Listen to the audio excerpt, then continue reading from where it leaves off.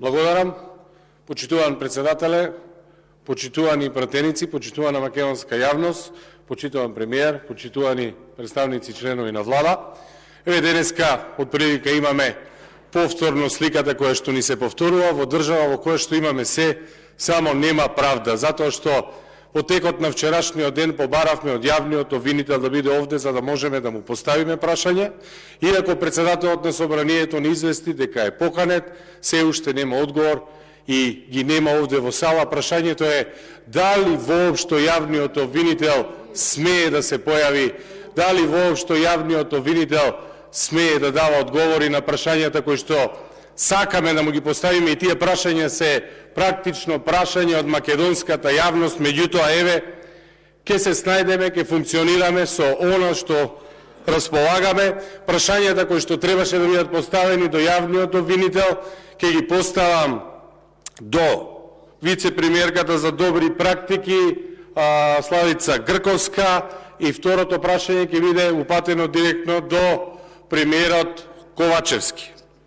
Првото прашање. Да бидеме директни и да не го губиме времето, ќе започнеме со еден документ кој што е превземен од Отворени финансии. Од овој документ може да се види дека од владата на Република Македонија, поточно директно од Министерството со кое што раководи Артан Груби, оној кој што се подпишува како прв вице-премиер, се префрлани парични средства директно на неговиот брат Ветон Груби. Односно, за какви политики на добро владење ќе разговараме во Македонија, за каква борба против корупција, кога видовме дека јавниот обвинител не смее ни да се појави овде за да му ги поставиме овие прашања, а од јавни финансии, од изводите од јавни финансии, јасно се гледа текот на средства како од владата завршуваат во фирмата ЕТЦ Травел, собственост на братот на Артан Груби или првиот вице-премиер. И ако некој се прашува каква е поврзаноста, ќе ви кажам дека постои јасна забрана за вакво делување. Истото е регулирано со членот 72 ставот 1 од Закон за спречување и судир на интереси. И еве јавно прашање до Грковска: дали ги оправдувате ваквите однесувања? Дали сметате дека со ова се исполнети критериумите на членот 5 од етичкиот кодекс за однесување на членови на владата? Дали согласно членот 72 ставот 1 сте биле известени за ваков судир на интереси? Знаете зошто ја прашувам? Затоа што последните пратенички прашања го трешеше скандал во кој што видовме дека братот на Артан Груби купува деловен објект овде на улица Македонија по цени багателни, еднакви на цените од транзицијата, односно 127 метри квадратни за 6 милиони денари, а потоа гледаме дека 1 милион од тие стигнале директно од владата. И ве прашувам дали ви известил за судирот на интереси, затоа што во едно интервју на една национална телевизија Артан Груби, оној кој што се подпишува како прв вице-премиер, негираше воопшто дека имало средства префрлени од Министерството со кое тој раководи. Ама еве ги, документите укажуваат на нешто друго. Затоа ќе ве молам да ми одговорите дали сте запознаени, дали сте известени за судирот на надлежности и како влада се изјаснувате и дали го одобрувате ова трансферирање средства на фирми блиски на функционери. Второто прашање беше директно до јавниот обвинител, затоа што сметам дека многу е сериозна корупцијата во тендерите за надзор за изградба на два сериозни проекти, коридорот 8 и 10Д. Меѓутоа, за жал, целата македонска јавност виде дека над 22 милиони евра се сериозно компрометирани од врските кои што се појавуваат помеѓу премиерот на владата, господин Димитар Ковачевски, и првиот вице-премиер Артан Груби. Кога го нема јавниот обвинител, ајде вие директно, премиере, да ми ги одговорите овие прашања. Дали сметате дека треба веднаш да се отвори истрага за надзорот вреден 22 милиони евра, затоа што условите под кои што се тендерирани се менувани во сред постапка и за фирма за губар да може да го добие тендерот.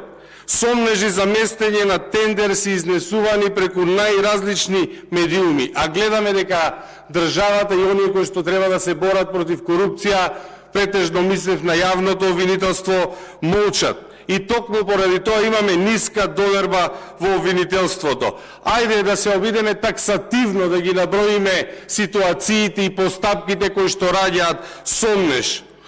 Само две ситуации силно индицираат нерегуларности. Владата на 39.2020 година носи одлука со која им препорачува на сите институции да не склучат договори со ЕПТИСа, затоа што таа работело несоодветно, незаконски, неетички на железничката пруга Куманово-Белјаковци. А една година подоцна, Министерството за транспорт и врски носи потврда со која издава дозвола ЕПТИСа да врши надзор за истите работи за кои на владина седница е констатирано дека работела незаконски. Прво, власта распишува тендер за надзор за изградба на коридорите. 8 и 10 тендерот го добива конзорциум воден од ИГ-Екс, во чиј состав и Институтот за патишта Велес на Сотир Ампов.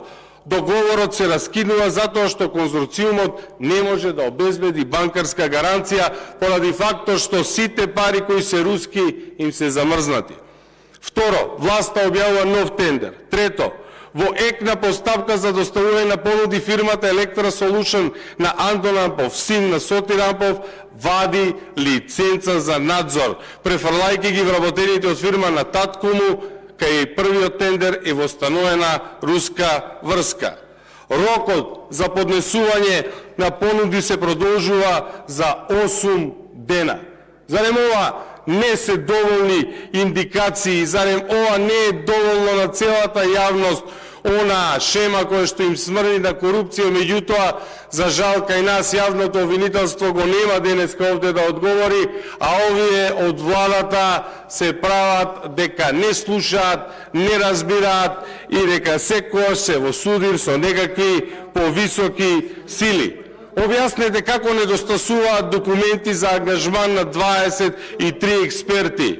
Електра Солушн навеле дека имаат 32 перманентно вработени, а според годишната сметка која што се пријавува во Централен регистер само 2.